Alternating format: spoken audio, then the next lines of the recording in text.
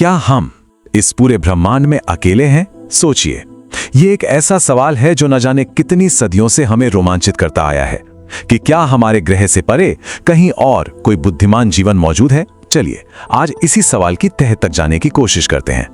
देखिए, इसकी खोज कोई आज से नहीं, बहुत लंबे समय से हो रही है। पर सच तो यह है कि अब तक हमें कोई भी पक्का सबूत नहीं मिला है। ना तो किसी ग्रह से जीवन का कोई संकेत और ना ही किसी दूसरी सभ्यता से आया कोई सिग्नल। इतनी लंबी तलाश के बाद भी नतीजा अब तक शून्य है। चारों तरफ बस एक गहरी खामोशी है, और ये खामोशी पता है इस रहस्य को और भी गहरा बना देती है।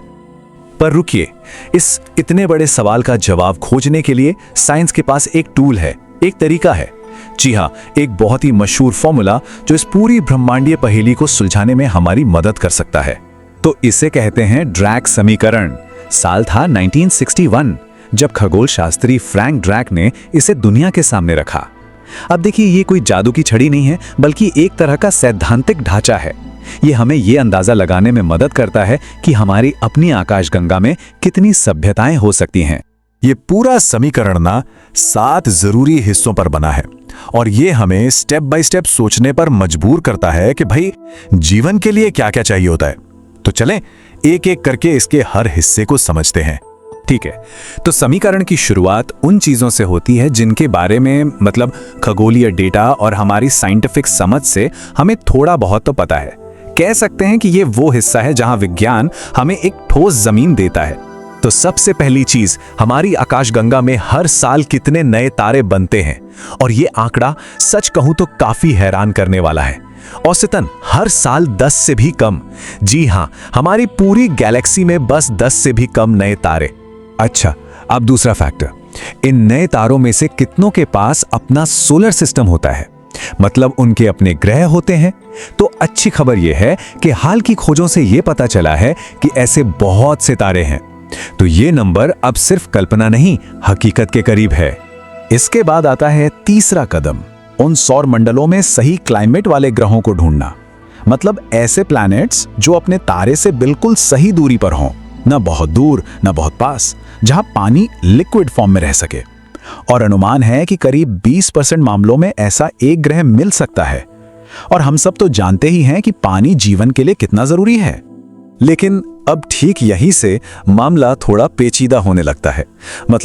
अब तक तो हम डेटा की दुनिया में थे, पर यहां से आगे ये समीकरण हमें पूरी तरह से अंदाजे और कल्पना की दुनिया में ले जाता है। अब हम समीकरण के उन हिस्सों पर आ गए हैं जो किसी ठोस डेटा पर नहीं, बल्कि कह सकते हैं कि जैविक और सामाजिक कल्पनाओं पर टिके हैं। और असली चुनौती यहीं से शुरू होती है।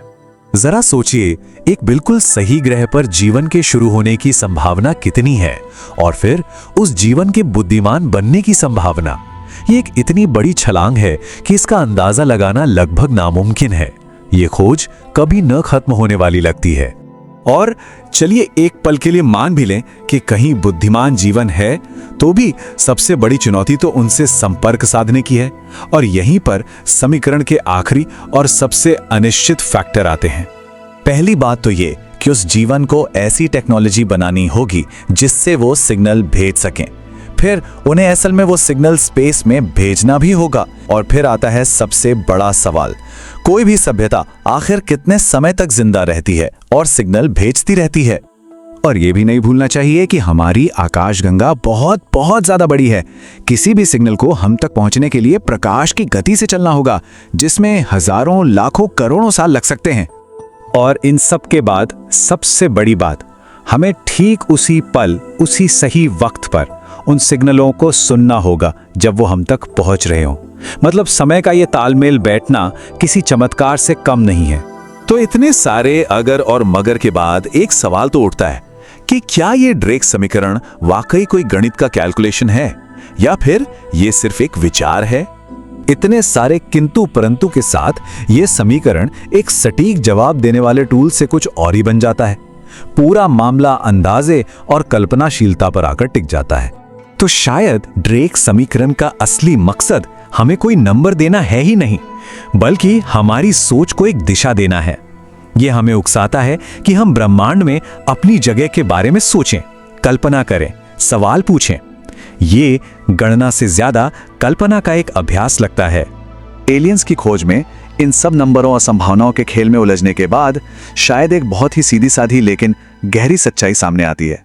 शायद हम थक हार कर बस यही कहें कि जीवन तो है, बिल्कुल है, लेकिन वो हमारी अपनी पृथ्वी पर है, और जब तक हमें कहीं और से कोई हेलो नहीं आ जाता, तब तक शायद यही वो सबसे कीमती सच्चाई है जिसकी हमें हिफाजत करनी चाहिए।